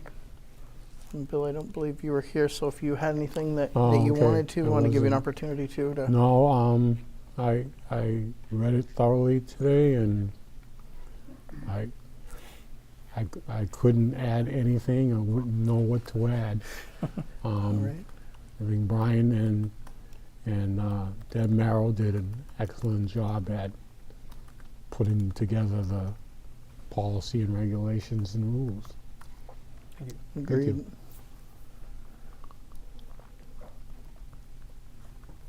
And Jim, all good? All good. Okay. Do one of you want to make a motion? I will make a motion that we approve the assistant town accountant job description as presented. Second. All those in favor? Aye. Thank you, gentlemen. We did not do a screening yet on this. We haven't done that yet, so for your next meeting, I'll bring a recommendation on the Okay. screening committee. Excellent. Thank you. And are we good to go ahead and get this one out as well for hire? We absolutely can. Yes. We'll go ahead and move that one as well. Thank you. I don't recall, but you had a number of hours that was sustainable in the current budget. We discussed So you 10 to guys will- 15 would be 10 what to we'd 15. advertise. Yep. Okay. All right. We'll get that out, and we'll get the screening committee lined up. Recommendations for next meeting.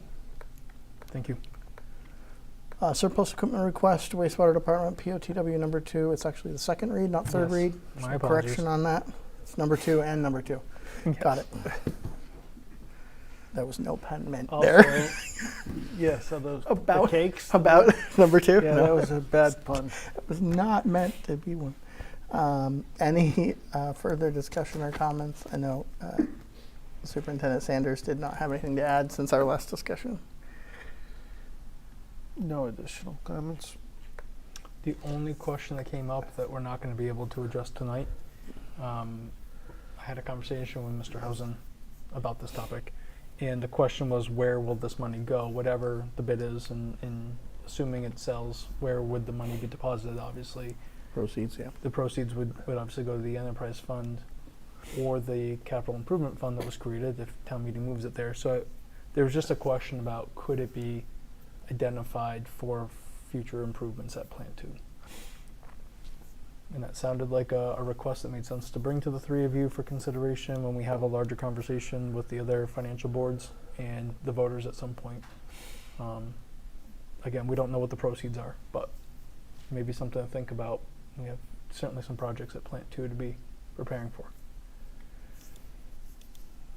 And although they're responsible for operation and upkeep and investment, looking to potentially offset some of that with this if Yeah. possible. Yeah. Am I also correct that likely, although I don't know if any of us were here for that, that this was purchased? Do we know when this was purchased and by what funds at the town? I haven't seen an exact accounting of what went into the plant in the mid-70s. Right. I'm assuming this dates back to that time period, so Okay. So this would have been part of the primarily federal funded it was a mix of opportunity because it federal was like and hugely private federal. contributions, correct? Okay.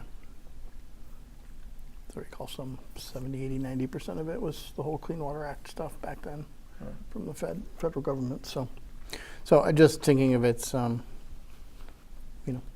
it was funded and Yeah. purchased and who did that originally too. So, okay. Can always entertain a discussion with the right people. Yeah. And the right project. I think that's part of it too. Yeah. Okay.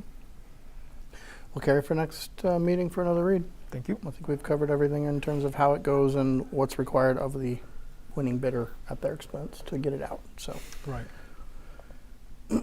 is there any repairs to the building required after this is like opened up to get it out, or whatever that takes? I will head down to Plant 2 with a team to double check exactly so that we're accurate in the way we're describing it to the potential bidder, and I think it would make sense to offer a site visit for the bidder. For bidders, yeah.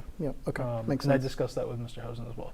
Okay, I'm just thinking now that digesting the idea of a crane and what it takes to get it out, what's required to make it the building, weather tight again or Right. whatever it needs, where that happened and how's that Right. happening. So Okay. we'll get that for your next meeting. Carry for next meeting. For third read. Review the requested amendment to the for creditable service for vacation leave, second read. We had a first read last time. This was a request if we would consider potentially adding something to our policies to allow for additional leave based on prior creditable service in a public service in another role outside of the town. And the proposed changes that were offered to the policy as it is today based on that request. I think we had some questions last time, which I don't think have been resolved yet. No, so I need to get That's that okay. feedback for you. And just to maybe fill you in, so the red portion being the changes, the question that I had or that we discussed briefly last time was, so if it's the town or the board or the appointing authority to at our discretion provide up to an additional 40 hours beyond the initial, first row when they're hired, how does that cascade? So once they've hit the second tier, do they carry an extra 40? Does it drop off and they don't have the last tier? Because the purpose of this or the request was never to get 40 more than the policy allows. It was just 40 sooner. Right. Up to 40 sooner. So getting some clarity on how that language should be adjusted if it needs to be for where does that fall off? Right. Because it would have to fall off somewhere before year 21 or on year 21. Right. So Okay. that was my only open item. I don't know if you had anything. No, I don't. I clearly see the reason for the proposed amendment, so, and I am in favor of it. Thank you, sir. Good. I'll get you those answers. Yeah, it was, again, I was hoping for the answer to that question tonight, but we don't Sorry. have it. I would, if there wasn't a specifics or if it's kind of meant to be only the first row, it's added to the first row only, then inherently when you fall to the second row, the 5 to 8, you now fall in the 5 to 8 bucket. Right. At which point, now it's part of, that extra 40 is just part of your base. Right. And continue from there, I think that makes sense to me. So you just basically from year 1 to 8, you would have the same amount if you were granted 40 more. I think that's reasonable. So if there wasn't some other proposed or recommended, I'm good with that Okay. being the meaning. Yep. Okay. All right. We will carry for next meeting, Okay. or when you hear back on that, if it's Okay. later.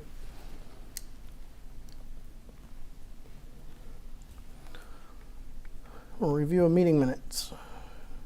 We have October 23rd, October 27th, and November 4th. I make a motion to accept the meeting minutes Thursday, October 23rd, 2025, as written. Second? Any discussion? Okay. All in favor? I Aye. make a motion to accept the meeting minutes of Monday, October 27th, 2025, as written.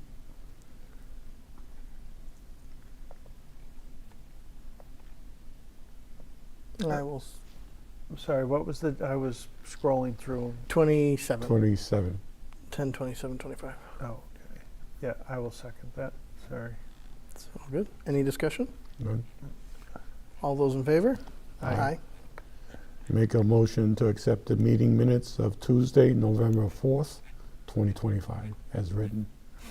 I have a question on that because under the attendance, it says Select Board Member Bembury was absent, yet in the notes there are statements made, so I believe that Mr. Bembury was in fact present, and that attendance line is incorrect. And that's a carryover from the 27th, isn't it? That's a great point. Yep, I will make that change. Because it was correct on the 27th, but it's not on the 4th.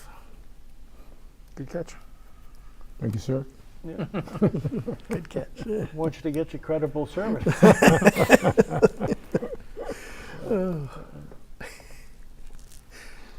Any other changes or discussion about November 4th, 25 minutes? I didn't say anything, did On those minutes? I? Yeah. You did. It's a couple things. I think that's what it caught. It caught.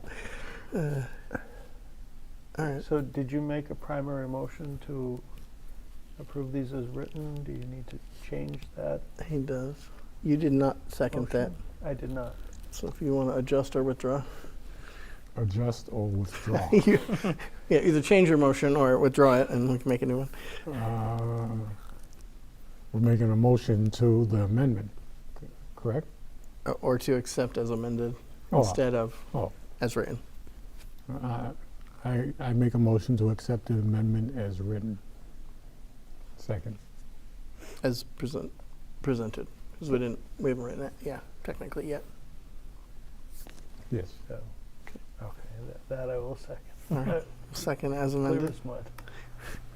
I know what you mean. November 4th, Tuesday minutes, seconded as amended. All those in favor? Aye. Thank you, gentlemen. Surplus equipment request, first read, Museum Committee.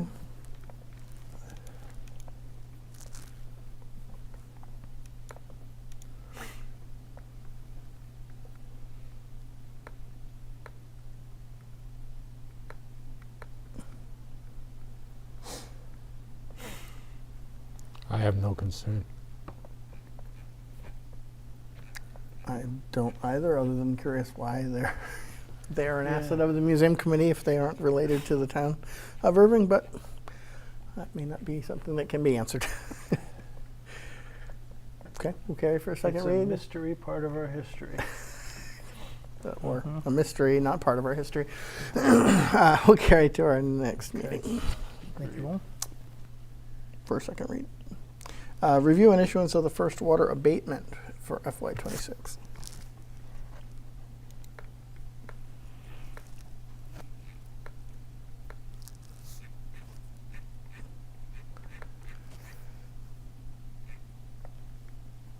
And this is one of the high reads from the last round, and it was Yeah. good. They went to, they were asked or followed up with the resident to read it, check it out, look into it further, etc. And when they read it again, it was a wildly different number.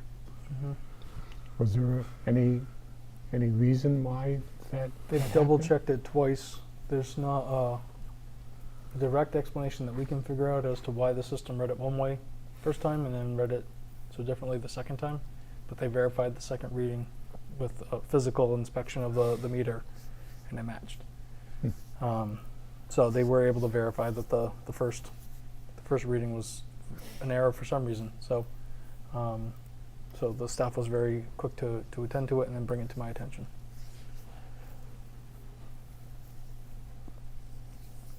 Any further questions or concerns? Were any funds actually paid out on the bill? Not to my knowledge. It's my understanding as soon as the bills went out, that obviously made the property owner aware of the issue. They then reached out and asked for the staff to come and do a verification. So it's just paper. Right. The abatement will come in before it's due, so they'll be able to just pay the difference. And obviously the collector prepared this for you, so the office is already aware and expecting that this will likely be processed. So, Okay. and they've been in communication with the property owner. So, just one quick question on this document. It looks like there's, on the 3 copies, the second section says the Water Commissioners voted on 11/10 of 2053 to allow the abatement. You were Mhm. planning to be here on 2053, correct? I don't know if Bill is. I just saw that. I'm not. think that's- I don't think I'm hadn't going to be. noticed it. You can. We will have correct that. that. No, I'm We're just trying to get a commitment that you'll be here, so Well, this is the collector's copy, so the it's collector. the collector's copy. We will correct that. We'll correct it. That's just a typo. Good catch. You're on it tonight. I'm surprising myself because I don't feel like I'm on it tonight. But I will make a motion to approve the first water abatement for fiscal 2026 in the amount of $794.33 as amended. Second. All those in favor? Aye. Thank you, gentlemen.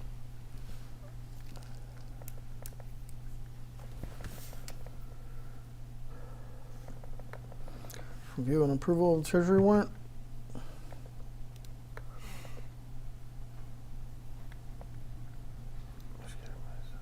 Make a motion to approve the 11th accounts payable warrant for fiscal year 2026 in the aggregate amount of $131,653.38 as presented. Second? All in favor? Aye. Aye. That's all I have for you tonight.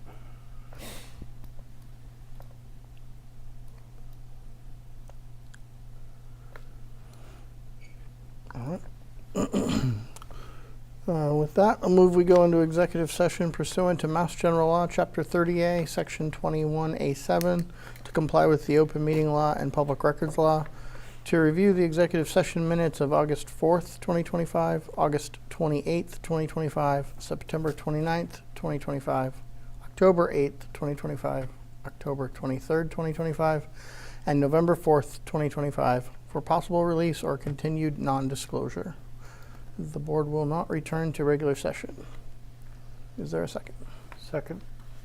All those in favor, roll call vote. Brian? Selectman Loin, Aye. Chairman Smith, Aye. Selectman Benbury. Aye. Thank you, everyone. Have a good night.